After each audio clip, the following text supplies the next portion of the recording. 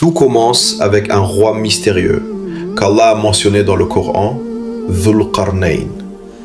Allah dit dans la sourate Al-Kahf au verset 84, « Vraiment, nous avons affermi sa puissance sur terre et nous lui avons donné libre voie à toute chose. C'était un roi croyant et juste.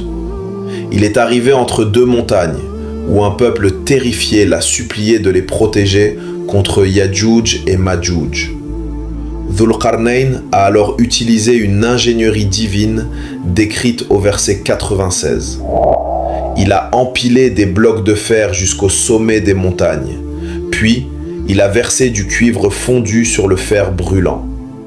Il a créé un barrage si lisse et si dur qu'il ne pouvait ni l'escalader ni le percer.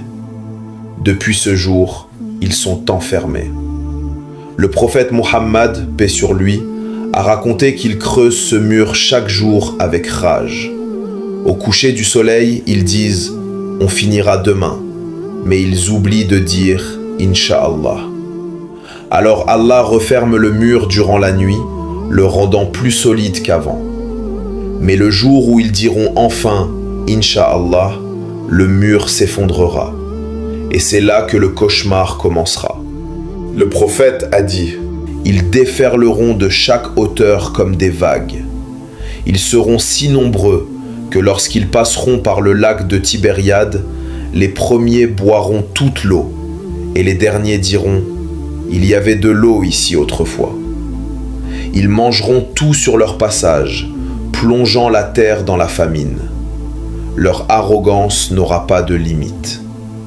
Après avoir tué les habitants de la terre, ils diront « Nous avons tué ceux de la terre, tuons ceux du ciel ».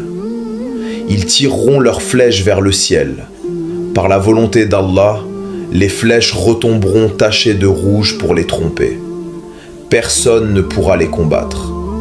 Seule la prière du prophète Issa, Jésus, sauvera les croyants réfugiés sur la montagne. Allah enverra alors un simple ver, appelé An-Naraf, dans leur cou. Ils mourront tous en un seul instant, comme une seule âme. Puis une pluie descendra pour nettoyer la terre de leur mal.